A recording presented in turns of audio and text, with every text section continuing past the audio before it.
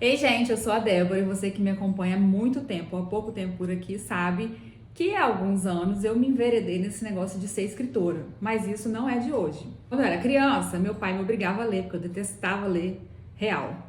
Era o presente de Natal que ele dava pra gente, livro. Odiava, gostava de ler outras coisas, tipo CD da Ivete ou Spice Girls. Amava. Mas com o tempo, toda a insistência, Deus só paga. É assim que fala? Deus só paga? Amada, eu tenho 30. Tá bom. 33. Eu tenho 36, Camila. Olha aqui. Enfim, toda essa insistência gerou frutos. E eu comecei a gostar muito de ler e comecei a conhecer autores muito legais. Um desses autores era o Philip Yancey, porque eu descobri C.S. Lewis e outros autores muito legais também. Daí eu lia muita coisa do Max Lucado, muita coisa traduzida, né, gente? E eu vi uma vez, num livro do Max Lucado, eu fui futicar e vi uma logo da editora do Max Lucado, que era uma logo de uma casinha assim. Aí eu falei, gente, que legal essa editora, chiquérrima e tal. E era a logo da Thomas Nelson.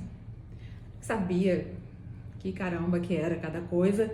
Enfim, segui minha vida adiante e pensei, ia ser legal ser escritora. Mas eu nunca achei que eu tinha inteligência suficiente para isso, certificação para isso, enfim, vivências e tudo. Quando eu tinha uns 16 anos, meu pai falou assim, filha, escreve um negocinho aí, vamos imprimir. Meu pai sempre imprimiu os livros dele de forma independente, eram livretinhos pequenininhos, que ele vendeu pro Brasil inteiro. Enfim, a gente sempre teve muito essa vivência com meio que uma editora dentro de casa, através do meu pai. A gente sabia como é que fazia, sabia mexer em PidMaker, tipo assim, imagina uma criança mexendo em PidMaker. Vocês não sabem o que é um PidMaker, eu sei o que é um PidMaker.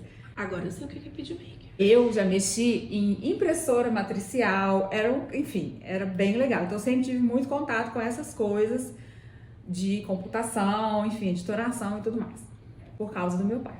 E aí ele me incentivou muito e eu escrevi um livretinho, sei lá, sobre as bem-aventuranças, grampeadinho, poucas páginas. E a gente vendia aqui mesmo na igreja e tal, e aquilo foi um máximo, o ápice, mas ficou naquilo. Anos depois, eu tava indo pra Austrália fazer seminário e tinha escrito um outro material um pouco mais denso, mais rebuscado. Comecei a ler umas coisas de pessoas mais inteligentes, achava chique aquele monte de referência bibliográfica. E eu tentei muito ser essa pessoa que ia fazer um livro cheio de referência, que ia ser uma pessoa, entendeu? Fazer um livro cheio de citação, embasamento e tal. Fiz esse livro, que ficou bem rechonchudinho, e eles lançaram aqui na Missão, quando eu tava morando lá na Austrália. Aí, fiquei com aquilo, sei escrever, consigo falar em público, mas vida que segue. Já tinha formado em administração com comércio exterior, e toma essa, universo. Eu tinha feito lá o Bible College na Austrália, voltei, comecei a trabalhar muito com evento e tudo mais. Realmente deu uma parada nessa coisa, tanto de estudar demais, quanto de escrever, porque ficou lá na nuvem, né? Enfim, corta pra casei, tive filhos, aquela confusão toda na vida da gente. Fiquei muito com essa vontade de escrever, principalmente escrever histórias, depois que eu assisti uma novela. Assisto novelas desde criança. E aí, eu tava assistindo a novela e eu vi quanto que uma novela influencia a vida e o cotidiano da gente. As músicas que tocam naquela novela, o jeito que as pessoas falam, os jargões que nascem ali. E o quanto da vida que já acontece, que já é real, também é refletido ali. E uma vez eu li num livro do Ravi Zacarias, eu sei, não é legal citar Ravi Zacarias, porque ele já caiu na boca do povo aí, mas enfim. Quando ler Ravi Zacarias era maneiro, eu li Ravi Zacarias.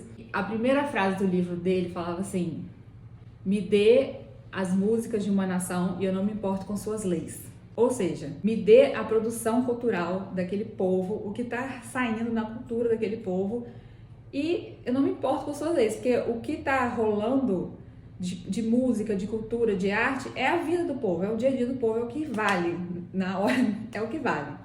E eu fiquei muito com aquilo na cabeça, e logo depois conheci o Marcos, e enfim, tudo isso e foi essa junção de coisas, de ideias que bateram e, enfim, a gente começou a sonhar e trabalhar em prol disso, principalmente com o trabalho do Marcos, até que chegou um dia que eu tive uma ideia e recebi uma proposta de quem?